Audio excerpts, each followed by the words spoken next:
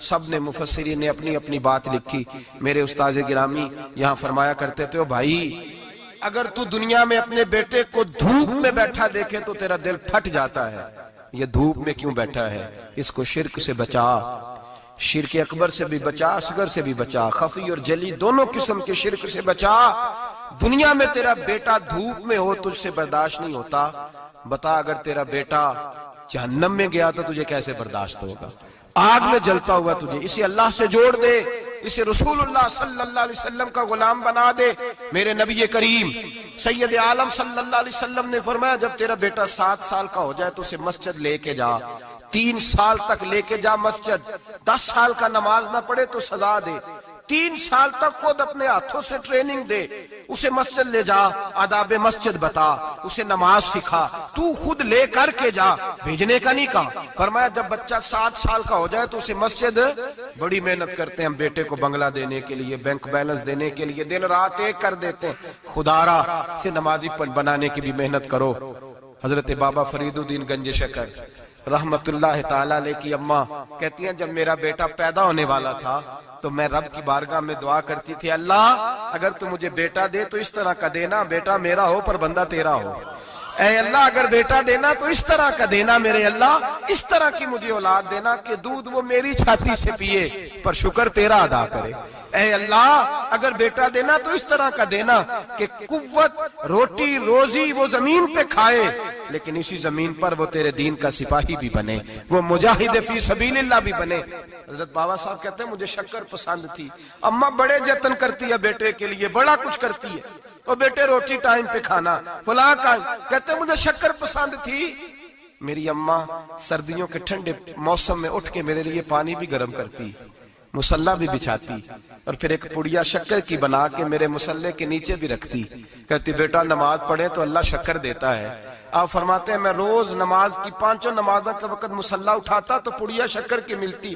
School اور مدرسے کے میں اپنے کلاس فیلوں کو بھی کہتا نماز پڑھو بڑی پیاری شکر ملتی ہے. کہتے ہیں میں روز شکر کھاتا. ایک سویرے فجر کی نماز میں اماں نے وضو تو کرایا، مسلح بھی بچھایا، پر دیہات کی وہ سادی بی بی جس کا سارا کام بھی خلوص پہ مبنی تھا، جو آکسفورڈ سے پڑھی ہوئی تو نہیں تھی لیکن آداب ممتا اسے سارے آتے تھے، جو کسی یونیورسٹی کی سند یافتہ تو نہیں تھی لیکن بیٹے کے ساتھ کس طرح کا رویہ اختیار کرنا ہے یہ سارا اسے پتا تھا. کہتے ہیں سادی اماں نے سارے کام کیے لیکن شکر رکھنا بھول گئی. بابا صاحب کہتے ہیں میں نماز پڑھنے لگا تو ماں نے یہ بھی بتایا تھا کہ نمازی کے آگے سے نہیں گزرتے، نمازی کے آگے نہیں ہوتے. اب اماں کہتی ہے میں مجبور ہوں، درس بھی میں نے دیا ہے، بھول گئی ہوں، اب شکر رکھنے جاؤں گی تو پردہ کھل جائے گا. ایک کونے میں لگ کے ماں روئی، بیٹے کی شفا کے لیے نہیں، بیٹے کی نوکری کے لیے نہیں، بیٹے کے اچھے مستقبل کے لیے نہیں. ماں روئی، آنسو بہے تو کہتی کیا ہے، اے اللہ میں اسے اپنے آگے جھکانے کو جتن تھوڑی کرتی تھی، تیرا بنانے کے جتن کرتی تھی. اے اللہ مہربانی فرما میری پردے داری کر، اگر راز کھل گیا تو میرا فرید نماز نہ چھوڑ جائے. بابا صاحب کہتے ہیں اماں تڑپتی رہی اور میں نے نماز پڑھ کے مسلح اٹھایا. پہلے پڑیا ہوتی تھی اب تو پورا دریا شکر کا بہ رہا ہے. فرماتے ہیں میں نے وہ اٹھائی شکر کھائی اور میں نے چیخ کے کہا اماں جلدی آج بڑی لذیذ ہے، آج شکر کوئی انوکھی ہے. اور آج تو کمال شکر دی ہے میرے اللہ نے، ایک پڑیا کی جگہ پورا دریا بہ رہا ہے. بابا صاحب رحمت اللہ علیہ فرماتے ہیں میری اماں آئی اور میری اماں نے بازو کھولے تو ماں کی ممتا ہی بتاتی ہے کہ اللہ کی رحمت کس طرح کی ہوتی ہے. کہتے ہیں میں نے اماں کے سینے سے لگا تو اماں رو کے کہنے لگی بیٹے پہلے میں شکر دیتی تھی، آج شکر بنانے والے نے شکر عطا فرمائی ہے.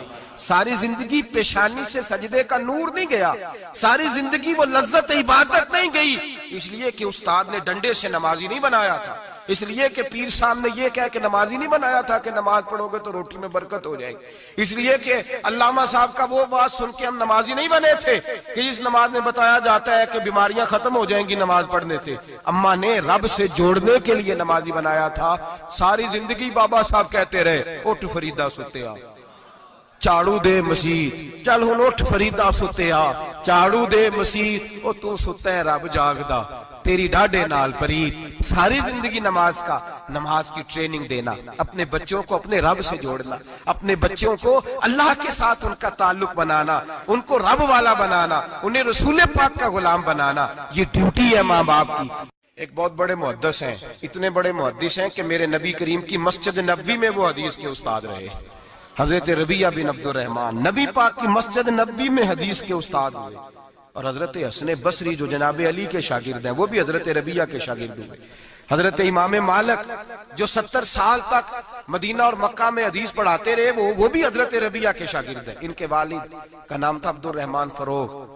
तारीख बगदाद में लिखा है कि बनु उमैया के दौर में, ताबीन के जमाने में जनाब अब्दुर रहमान बिन फरोग घर से चले गए। एक रवायत है बच्चा छोटा था, एक रवायत है बच्चा अभी माँ के पेट में था, जिहाद करने चले गए। उस दौर में ये जिहाद होता था कि एक इलाका फतह किया तो मुसलमान अगले इलाके में चले गए, अगला फतह किया तो अगले इलाके, एक के बाद दूसरे लोग पलट के नहीं आते थे। हजरत अब्दुर रहमान गए, 30,000 दिनार बीवी को दे गए, कहने लगे संभाल के रखना। और जिहाद करने निकले तो 27 साल तक घर ही नहीं आए, और 27 साल के बाद आए तो हजरत रबिया मुहद्दिस बन चुके हैं, मस्जिद नबी में हदीस के उस्ताद हैं, बेटा बहुत बड़ा शेख बन गया। वापस आए, हाथ में नेजा है, काली दाढ़ी थी सारी सफेद हो गई, वजूद बड़ा तगड़ा था, कमजोरी आ गई। आए, नेजा पकड़ा हुआ है, घोड़े पे बैठे हैं, मदीना मुनव्वरा में घर है, दरवाजे पे दस्तक दी। हजरत रबिया ने दरवाजा खोला, अंदर दाखिल होने लगे तो कहने लगे बाबा तू किधर घुसता आ रहा है? किधर? उसने कहा तू पीछे हट, तू मेरे मकान पे कब से कब्जा करके बैठा है। बात तेज होने लगी, आवाज थोड़ी बुजुर्गों की बुलंद होने लगी तो अंदर से जौजा ने सुन लिया। वो दरवाजे की ओर से देखने लगी तो पहचान गई, कहने लगी रबिया पीछे हट जा, ये कोई गैर नहीं है, तेरे वालिद गिरामी है, ये तेरे वालिद है। अंदर आए, बाप बेटा मिले, असर की नमाज का वक्त हो गया, बड़ा रोए। 27 साल के बाद बाप लौटा, 27 साल के बाद बड़े रोए। नमाज का वक्त हुआ तो हजरत रबिया जल्दी से वुजू किया, मस्जिद नबवी शरीफ चले गए। जनाबे अब्दुर रहमान फरोग ने अभी खाना वाना खाना था, खाना खाने बैठे तो हुक्म देखे शौहर क्या करता है। ये नहीं पूछा कि 27 साल हाल क्या रहा, पूछने लगे मैं तुझे 30,000 दिनार दे गया था, वो किधर है? तो ज़ौजा कहने लगी खाना खा लो, असर की नमाज पढ़ के आओ, फिर बताती हूँ पैसे कहाँ हैं, आपकी रकम बड़ी अच्छी जगह पे महफूज है। कहते मैं नमाज पढ़ने मस्जिद गया, असर की नमाज के बाद मेरे नबी पाक के मिंबर पर एक नौजवान बैठा है। घर में तो उनका अंदाज टोपी पहनने का था ना, सादे आम लिबास में, मस्जिद नबी में जुब्बा पहना है, सर पे इमामा है, खूबसूरत लबो लहजे में रसूलुल्लाह के मिंबर पर बैठकर, नबी पाक के मिंबर पर बैठकर, पता नहीं आपको इस बात की लज्जत नसीब हो रही है कि नहीं, आम जगह नहीं, नबी पाक के हुजूर के मिंबर पर बैठकर नबी पाक की हदीसें सुना रहे हैं, इतना बड़ा मुकद्दर। कहते हजरत इमाम मालिक जैसे लोग, ख्वाजा हसन बसरी जैसे लोग कागज कलम लेके हदीसों की समाअत कर रहे हैं, उनसे दर्स ले रहे हैं। जनाबे अब्दुर रहमान कहते हैं मेरी नजर उठी, कुछ बूढ़ा हो गया था, कुछ उस वक्त वो टोपी में सादे लिबास में थे, पहचान ना पाया। एक शख्स से पूछा यार है तो जवान, पर इसके चेहरे की नौरानियत मेरे दिल को भा गई है तो जवान, पर इसका हदीसें बयान करने का अंदाज मेरी तबीयत को घायल कर गया। ये कौन है जो नबी पाक की मस्जिद में बैठ के हदीसें बयान कर रहा है? तो कहते इमाम मालिक कहने लगे बाबा जी चुप कर जाओ, हमारे उस्ताद के बारे में ऊंचे लबो लहजे में बात ना करना, देखते नहीं कितने कितने लोग बैठे हुए खामोशी से। तो मैंने कहा मुझे भी तो बता दो ना है कौन? तो कहने लगे कोई अब्दुर रहमान फरोग नाम के बुजुर्ग हैं, ये उनके बेटे हैं, रबिया नाम है। कहते हैं जब लफ्ज कहे तो मेरे आंसू छलक के बाहर आए और मैं हुजूर की मस्जिद में गिर गया और रोने लगा कि यहाँ और मेरे रसूल पाक सैयद आलम सल्लल्लाहु अलैहि वसल्लम के मिंबर पर और मेरा बेटा। कहते मैं तड़प के घर गया और घर जाके मैंने अपनी बीवी को जब देखा तो मेरे आंसू निकल गए। मेरी बीवी समझ गई कि ये मेरे मुहद्दिस बेटे को देख आया है। कहते हैं बीवी रो के कहने लगी मैंने आपके 30,000 दिनार आपके बेटे को मुस्तफा करीम की हदीस का उस्ताद बनाने में खर्च कर दिए। मैंने वो 30,000 दिनार खर्च कर दिए, 30,000 दिनार आपका बेटा मैंने। तो कहते हैं मैं अपनी बीवी की तरफ देखने लगा, मैंने कहा कुर्बान जाऊं, मैं अगर अल्लाह के दीन के रास्ते में था, तूने मेरे साथ नेकी की है, मेरा बेटा भी दीन के रास्ते पे लगा दिया।